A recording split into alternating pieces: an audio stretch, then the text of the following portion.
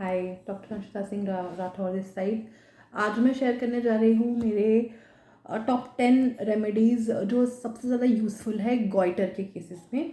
ये medicine hypothyroidism hyperthyroidism में भी यूज़ होती हैं एज़ पर इंडिकेशंस, लेकिन मैं आज सिर्फ गॉइटर रेमेडीज़ की बात कर रही हूँ। सो मेरी सबसे यूज़फुल रेमेडी जो मैंने देखी है वो है कैली आयोड। कैली आयोड is a very amazing remedy for goiter unless the symptoms should match. आपको उसका मटेरियल पढ़ना पड़ेगा थोड़ा सा, इसके बहुत इंडिकेशन स्पेसिफिक है। You have to see the कैली ग्रुप इंडिकेशंस, उसके साथ में सिफिलिटिक मायाज्म। इसके अलावा आयोडम के सारे salt including आयोडम itself, in some very difficult cases I prefer to use iodine in 6 C potency on a daily dose in some cases, hyper में भी goiter में भी। इसके अलावा मर्क ग्रुप, ठीक है, मर्क ग्रुप जो है उसमें ज़्यादातर सारी ग्लैंड्स का अफेक्शन रहता है, सो टॉन्सिल्स आर ऑल्सो इन्वॉल्व। शायद आपने नोटिस किया हो कि आपके जो थायराइड के पेशेंट्स हैं वो अक्सर सोर थ्रोट और टॉन्सिलाइटिस कंप्लेन लेके आते हैं, because when one gland is affected the other may also be affected. So to point out to a मर्क prescription you have to see the other glands as well, and मर्क की generalities match होनी चाहिए। मर्क सॉल के अलावा मर्क आयोड फ्लेवम, मर्क आयोड रूब्रम वगैरह वगैरह बहुत सारे हैं। You have to go through that. I would suggest Boericke और नैश में थोड़ा सा पढ़िए। इसके बाद आती है स्पॉन्जिया। स्पॉन्जिया में बहुत टिपिकल सिम्टम्स हैं, ब्रेथलेसनेस वगैरह आपने देखी है, टिपिकल खांसी होती है, voice changes, sore throat, dryness, and खांसी तो इन्वेरिएबली रहती है और सोने में काफ़ी दिक्कत होती है स्पॉन्जिया पेशेंट्स को। तो Spongia is a very useful remedy for this thing, hypothyroid and goitre specially. ठीक है, अगर आपको कहीं ऐसे कुछ सिम्टम्स दिख रहे हैं but you can not see the gland properly, always do a sonography of the gland, the whole cervical area, so आपको समझ में आएगा। क्योंकि कई बार एनलार्जमेंट बहुत माइनर होता है जो बाहर से नहीं दिख रहा है। You have to convince the patient for that. And then next remedy is ब्रोमियम। ब्रोमियम I have used in many patients, उसके बहुत क्लियर और स्पेसिफिक इंडिकेशंस है। ब्रोमियम इज़ वेरी सिमिलर टू स्पॉन्जिया एक्चुअली, बहुत केयरफुली आपको उसको इंडिविजुअलाइज करना पड़ेगा, but yes it is one of the favourite remedies.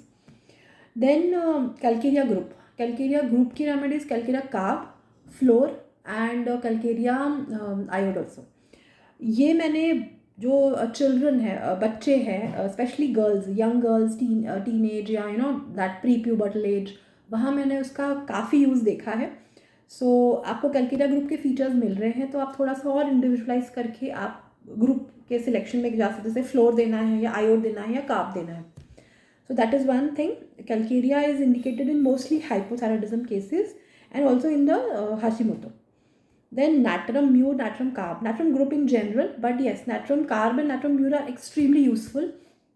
कभी कभी अनक्लियर इंडिकेशंस होते हैं तो मैं natrum mu 6x में भी यूज़ करती हूँ and I find it very useful, and even in LM. Natrum is one of the most common medicines that you will see. It is useful in hypothyroidism. It is one of the most common prescriptions. ठीक है। Then top remedies हमारी सबसे main, थायरॉयडिनम। So no case of thyroid disease goiter is complete without a dose of थायरॉयडिनम। Typically I use 30 से लेके 50 M तक, but सबसे अच्छे रिजल्ट्स ऑटोइम्यून में, हाशिमोतो में, गॉइटर में थायरॉयडिनम 50 एम और 10 एम के हैं, सबसे बेस्ट रिजल्ट्स हैं।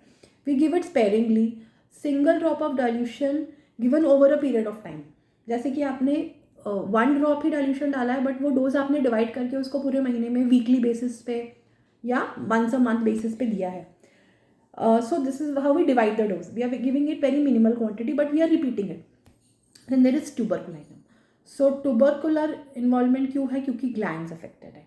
सो no case is complete without tuberculinum, specially if you see enlargement of various glands like cervical glands, C glands, tubercular diathesis, या आपको ट्यूबरकुलर हिस्ट्री, जैसे पेशेंट की फैमिली में आपको लंग डिजीज़ मिल रहा है, ग्लैंडुलर इन्वॉल्वमेंट मिल रहा है, आप पूछिए और ट्यूबरकुलिनम बहुत काम आएगी आपको, एंड सिंगल डोज तो आपको देना ही चाहिए।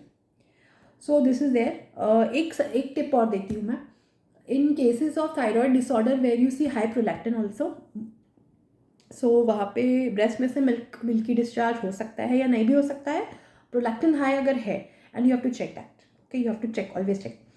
सो यू विल फाइंड मर्क ग्रुप एक्सट्रीमली यूजफुल। सो इसका एक रूब्रिक है, आप देख सकते हैं रिपोर्ट में, milk in breast in non pregnant women. So वो हाई प्रोलैक्टिन का सिम्टम है ना।